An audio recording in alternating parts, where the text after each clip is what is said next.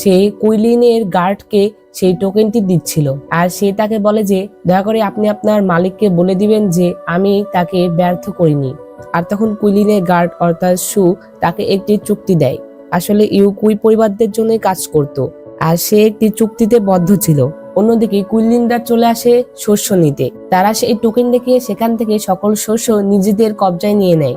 তো এরপরে আমরা গুয়ো ঝিকে দেখতে পাই, যে কিনা ওয়াং প্রিফেকচারের প্রধান ছিল। সে সানজিং এর অধীনে কাজ করত।